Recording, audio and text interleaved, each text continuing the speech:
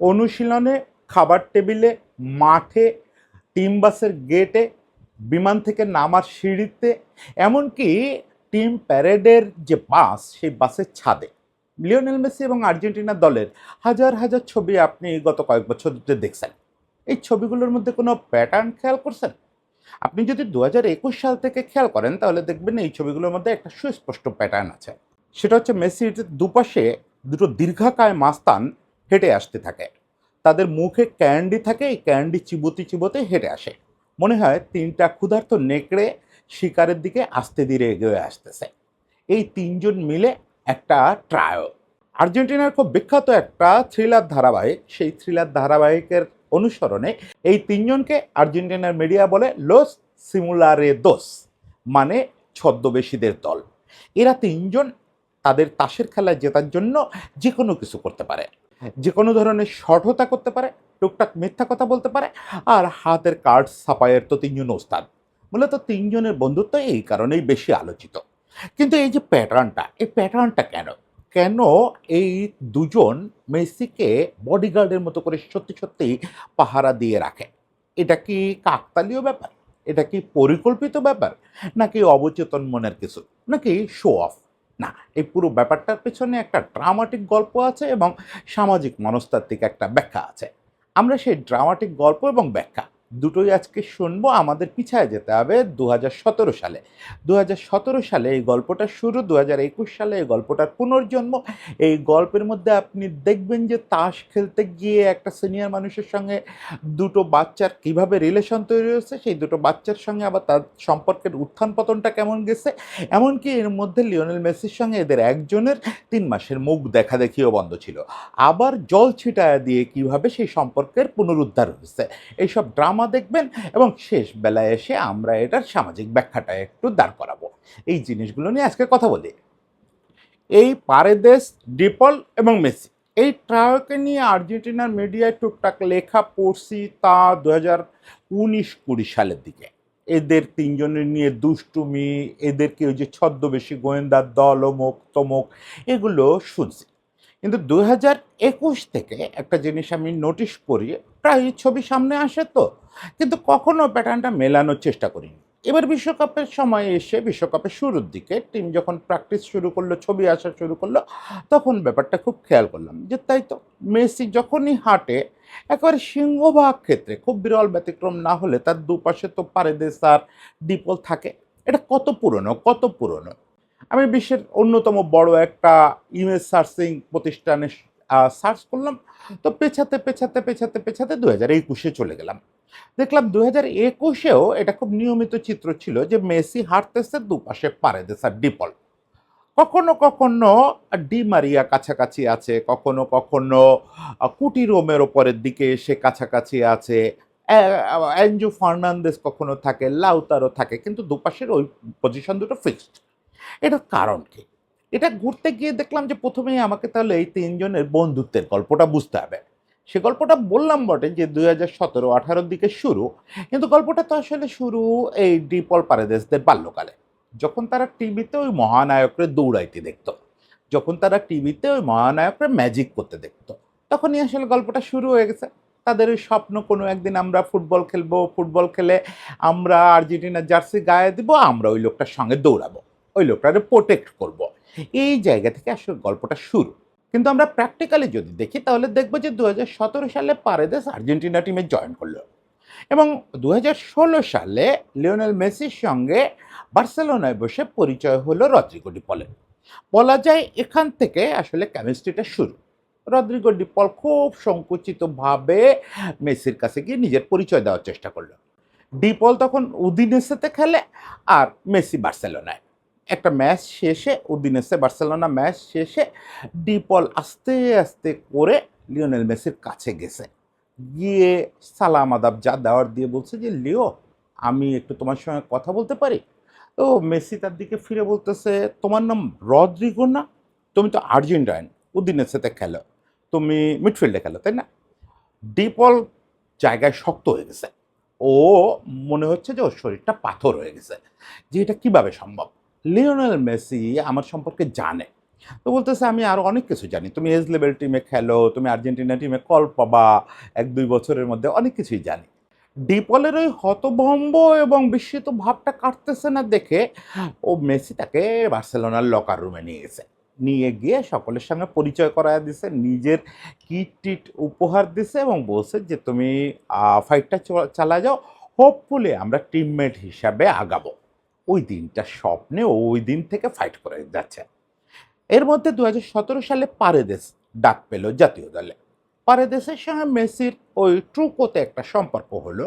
আপনাকে এই সময় একটা জিনিস মনে রাখতে হবে, মেসির কিন্তু একটা ওই টাইম পাসের ট্রান্সফরমেশন হয়েছে।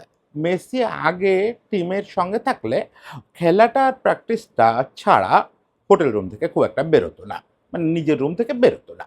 সে হচ্ছে বেশিরভাগটা সময় প্লে স্টেশনে ব্যস্ত থাকতো। সে কারোর সঙ্গে তেমন আড্ডাও দিত না। কুন হচ্ছে তার রুমমেট ছিল। খুব রেয়ার কিছু সময় সন্ধ্যার দিকে সবাই মিলে মেসির রুমে যেত, একসঙ্গে একটু মাতে খেত, এক ধরনের চা। এছাড়া তেমন একটা টাইম পাস করতো না কারোর সঙ্গে। কিন্তু 2016-17 দিকে মেসির নেশা ধরলো ট্রুকো। ট্রুকো হচ্ছে ওদের একটা তাস খেলা। এটা অনেকে মিলে খেলা যায়। ৩ জনের টিম করে খেলা যায়, ৪ জনের টিম করে খেলা যায়। ও একটু একটু করে খেলা শুরু করলো।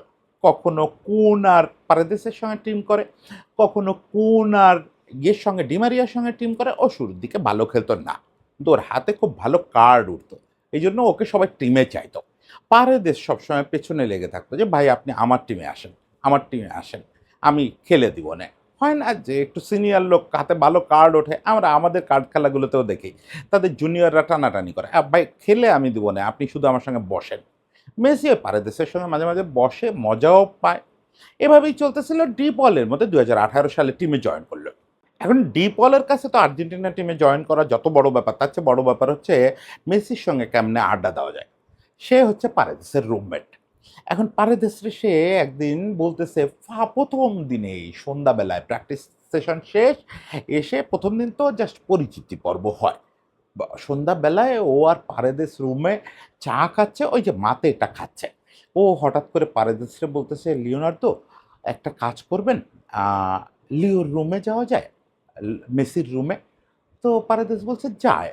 সন্ধ্যার দিকে তো সে ওয়েলকামিং থাকে, আর ও তো ট্রুকো খেলতে বেরোবে একটু পরে, আমরা সবাই ট্রুকো খেলবো। তো বলতেছে আমি আর আপনি যদি এখন ওর রুমে যাই, ও কি রাগ করবে? বলতেছে না, রাগ করে না, কারণ আমরা এরকম যাই, হুটহাট করে নক করে ঢুকে পড়ি। তো বললো গিয়ে যদি বলে আমাদের রুমে আসেন, একসঙ্গে মাতে খাই। ও বললো আমি জানি না এটা, কারণ আমি তার কখনো অন্য কারো রুমে গিয়ে মাতে খাইতে বা আড্ডা দিতে দেখি নাই। তার রুমে আড্ডা হয় মাঝে মাঝে, কিন্তু সেটা খুব অকেশনাল। আর এমনি কেউ গেলে ওয়েলকাম করে, কথাবার্তা বলে, কিন্তু অন্য কারোর রুমে মাতে খাইতে যায় কিনা আমি জানি না, আমি নিজেও তো অতটা সিনিয়র না, আমি বেশি দেখি নাই। বললো চলেন না গিয়ে বলে দেখি কি আর হবে। দুজনে আসছে, এসে নক করছে, নক করলে মেসি খুলে ওয়েলকাম করছে, আসো ভেতরে এসে বসো, কি বলতে চাও। তো ডিপল আস্তে আস্তে বলছে যে লিও আপনাকে কি আমরা একটু মাতে খাওয়ার আমন্ত্রণ জানাইতে পারি, আমাদের রুমে আসবেন? তো মেসি বলছে যে বিশেষ কিছু, কোনো বিশেষ কথা এখানেও বলতে পারো। বলতেছে না, শুধু আপনার সঙ্গে আমাদের রুমে বসে একটু মাতে খেতে চাই, মানে জাস্ট এনজয় করতে চাই আপনাকে একটু। তো লিও মেসি জাস্ট একটা টি শার্ট চাপায় বলছে চলেন, আপনারা চলো তোমাদের রুমে যাই। গিয়ে ওখানে বসে তিনজনে মাতে খাচ্ছে। এই করতে করতে ওইরা দুজন তো ছেলে, ওরা দুজন হচ্ছে আর্জেন্টিনা থেকে উঠে আসা দুটো ছেলে। ওদের কাছে কত রকম গল্প আছে। ওসব গল্প টল্প শুনে মেসি মুগ্ধ হয়ে গেছে। কিন্তু এটা তো মহাবান্ধব, নানা রকম গল্প বলতেছে, কৌতুক বলতেছে, এবং তারা দুজন খুব ভালো মিমিক্রি করতে পারে দেখা গেল। তাদের ভিতরেও কিন্তু ফ্রেন্ডশিপটা তখন খুব জমে নাই, কিন্তু খুব ভালো। এই অ্যাঞ্জেল ডি মারিয়ার মিমিক্রি করতেছে, অমুকের মিমিক্রি করতেছে, কোচরে পচাচ্ছে, নানা রকম বলতেছে। খানিকক্ষণের মধ্যে মেসি দেখলো যে এই দুটা তার পাস ছাড়তেছে না আর। তারা বলল যে আমরা আসেন একসঙ্গে ট্রুকো খেলি। এই শুরু হলো তিনজনের ট্রুকো পার্টনারশিপ, ট্রুকো ট্রায়ো। এই ট্রুকো ট্রায়ো মাসখানেক যাইতে না যাইতে আর্জেন্টিনা জাতীয় দলের একটা ত্রাসে পরিণত হলো, রীতিমতো ত্রাস।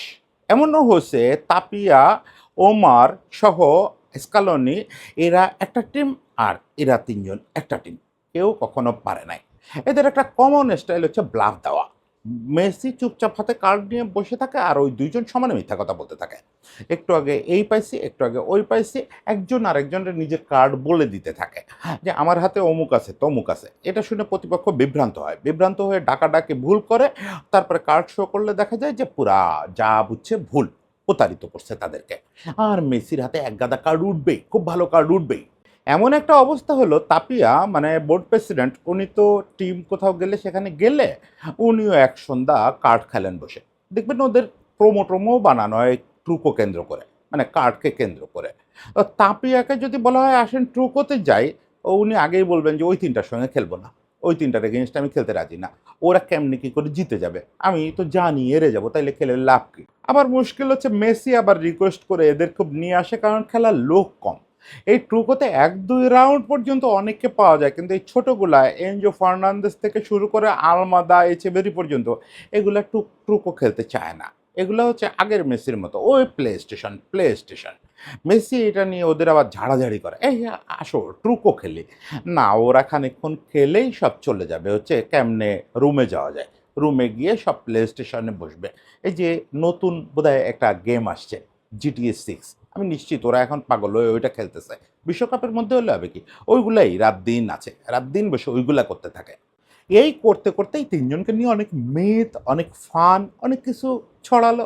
তখন ওই যে আর্জেন্টিনার পত্রিকাটা এদেরকে ওই যে ছদ্মবেশী দল নামে চিহ্নিত করলো মানে ওই যে ছদ্মবেশী দল নামে যে সিরিজটা, ওটা হচ্ছে টিভি সিরিজ, ওটা হচ্ছে আর্জেন্টিনার খুব বিখ্যাত সিরিজ। ওখানে ওই ৩-৪ জনের একটা দল থাকে, ওই দলটা হচ্ছে বিভিন্ন সমস্যার সমাধান করে। গোয়েন্দা সিরিজে যা হয়। কিন্তু তারা সেই সমস্যার সমাধান করে অনেকটা ডার্ক ভঙ্গিতে। তারা যেকোনো উপায় অবলম্বন করে সেটার জন্য। সেটার জন্য তারা চুরি করতেছে, সেটার জন্য তারা মিথ্যা বলতেছে, সেটার জন্য তারা জেল ভাঙতেছে, অপরাধ করতেছে, কিন্তু এই জিনিসটা সমাধান করতেছে। শেষ পর্যন্ত ভালো কাজ করতেছে। এইজন্য আর্জেন্টিনা মিডিয়া এই ৩ টারে বলে হচ্ছে ছদ্মবেশীর দল। এখন এই গল্পটা তো আমরা জানলাম এ পর্যন্ত। এর পরের একটা ধাপ আপনি শুনলে চমকে যাবেন। এই পারেদেসের সঙ্গে লিওনেল মেসির ২০২১-এর শুরুর দিকে ৩ মাস কথা বন্ধ ছিল।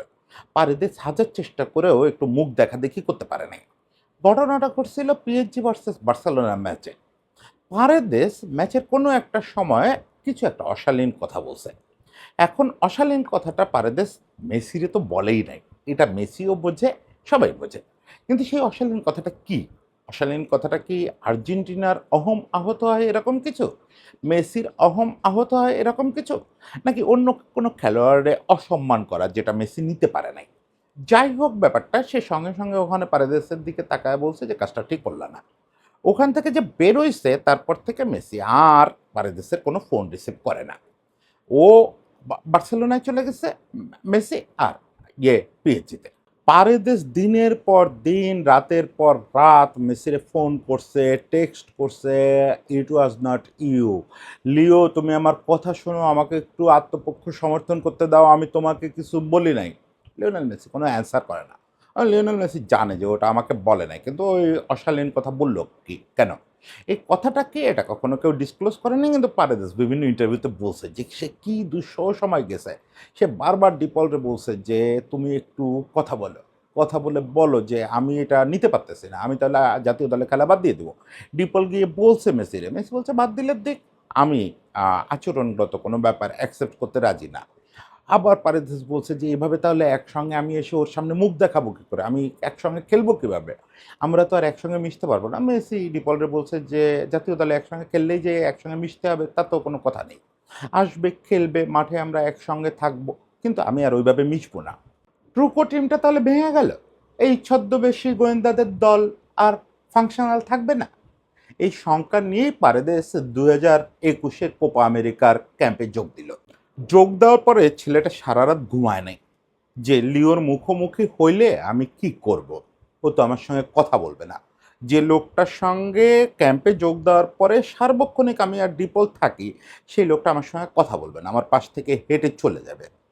ও সারা রাত না ঘুমায় আর্লি মর্নিং, একেবারে আর্লি মর্নিং, হয়তো 4:30-5টার দিকে উঠছে ঘুম থেকে।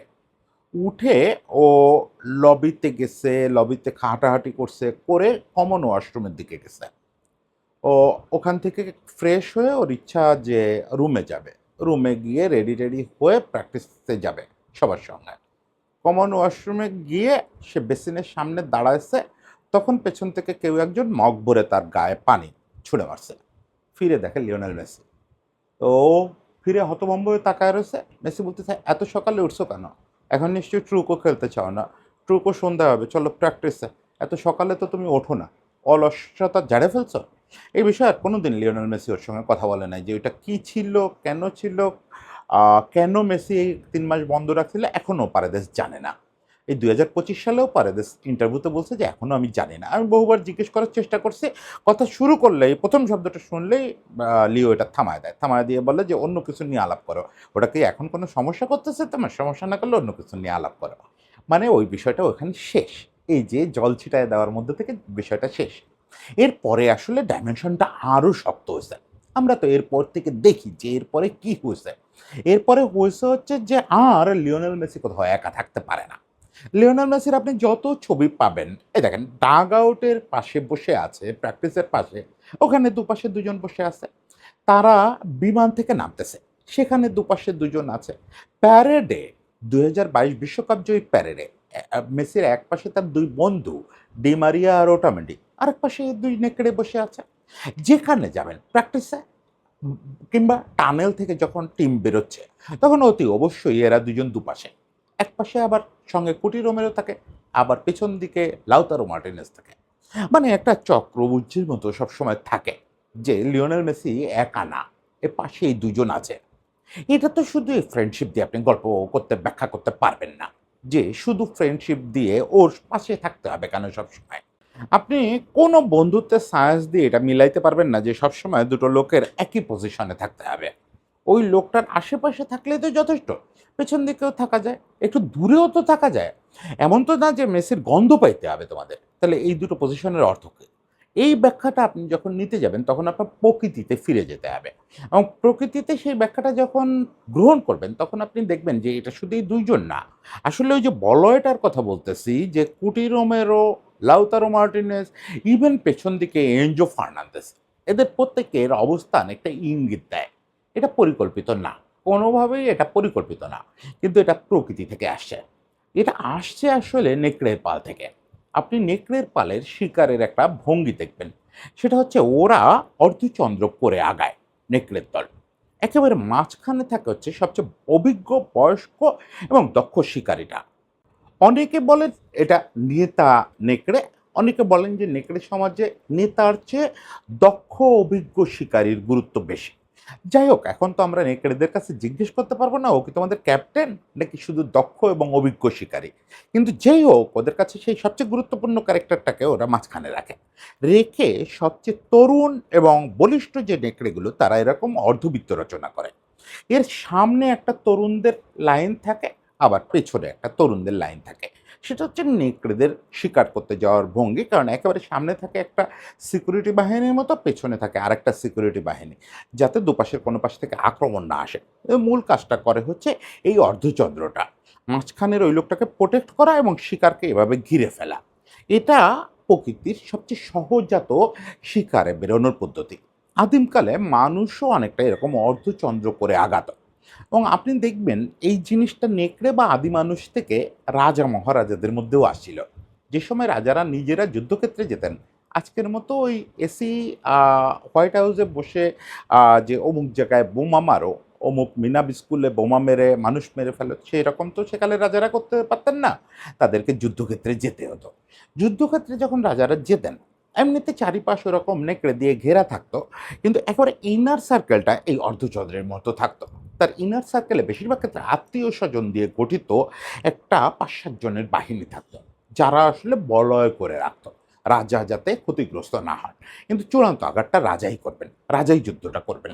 এবং এটা কিন্তু কথার কথা না, আপনি টিপু সুলতান থেকে শুরু করে ওই সময় যারা প্রধান ছিলেন, রাজ্য প্রধান, তারা নিজেরাই সবচেয়ে বড় যোদ্ধা ছিলেন, তার বাহিনীর সবচেয়ে বড় যোদ্ধা নিজেই ছিলেন। ফলে এটা শুধু রাজাকে রক্ষা করা বা শেরি মহীশূরকে রক্ষা করার ব্যাপার না, এটা সেরা যোদ্ধাকেও রক্ষা করার ব্যাপার। প্রকৃতি আসলে এই অর্ধচন্দ্র গঠন করাটা শিখেছে। সেই জিনিসটা আসলে এই আর্জেন্টিনার দলের ভেতরে ঢুকছে। তারা নিজেদেরকে একটা আদিম নেকড়ের দল মনে করে। যে দলটার প্রধান শিকারী হচ্ছে ওই মাঝখানে। দেখেন এই পর্যন্ত এই যা বলতেছি পরের অংশে, এই অংশের পক্ষে আমার হাতে কোনো প্রমাণ নেই, কারো কোনো কথাবার্তাও নেই। কোনো খেলোয়াড় এই বিষয়ে কখনো কথা বলেনি। আজ পর্যন্ত কোনো মিডিয়ায় এই অর্ধচন্দ্রের ব্যাখ্যাও আমি দেখি নাই, ডিপল বা পারেদেসের এই অবস্থানের ব্যাখ্যাও দেখি নাই। কিন্তু আমি দীর্ঘকালের এই টুকটাক বোকাশোকার পড়াশোনায় যা বুঝছি এবং এদের এই প্যাটার্ন ফলো করে যেটা বুঝছি যে এই জিনিসটা আসলে প্রকৃতি থেকে আসে। এটা সাজানোও কিছু না। হ্যাঁ, যখন টানেল থেকে বেরোয় তখন নিশ্চয়ই ফটোশ্যুটের জন্য একটু ওই লাইনটা ঠিকঠাক করে দেয় ফটোগ্রাফার। এটা হয়তো ঠিক যে তোমরা তো এরকমই থাকো, একটু সাজায় গোছায় থাকো যাতে বিউটিফুল লাগে দেখতে। কিন্তু তারা ওই যে সবসময় যেকোনো অপ্রস্তুত সিচুয়েশনে ওই যে ওইভাবে রক্ষা করে রাখে, এটা হচ্ছে প্রকৃতিগত একটা ব্যাপার। এটা আদিম প্রকৃতি থেকে আসছে। এটা শুধুমাত্র তখনই সম্ভব যখন আপনি আপনার টিমটাকে একটা সত্যিকারের নেকড়ের দলে পরিণত করতে পারবেন। মানে ওরকম বন্ডেড একটা টিমে পরিণত করতে পারবেন। যেখানে কোনো একটা নেকড়ের গায়ে শুঁয়ের খোঁচাও যদি আপনি দেন, বাকি সবগুলো নেকড়ে আপনার উপরে হামলা করে পড়বে। এইরকম যদি আপনি করতে পারেন, সবগুলোর বন্ডিং করতে পারেন, তখন এরা ওই প্রকৃতির নেকড়ে বুঝ্য গঠনের দিকে আগাবে। তারা তখন অপেক্ষায় থাকবে যে কোথায় দাদু নেকড়েটা আছে যে বুদ্ধি নিয়ে বসে আছে, আমরা তার জন্য শিকার নিয়ে ফিরব। সেই দাদু নেকড়েটাও এদের চেয়ে বয়সে খুব বেশি না, সেটা লিওনেল স্ক্যালোনি।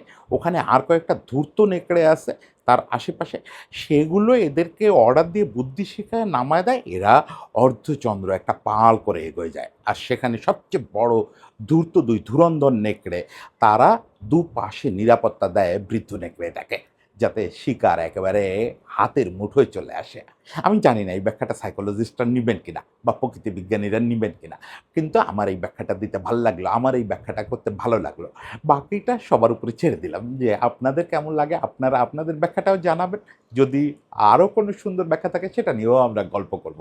তবে তিনজনের এই ট্রোকো বন্ধুত্ব, এটা যে অমর তাতে কোনো সন্দেহ নেই। তিনজনের জন্য না, পুরো আর্জেন্টিনা স্কোয়াডের জন্য, আর্জেন্টিনার সকলের জন্য শুভেচ্ছা। সবাই ভালো থাকবেন।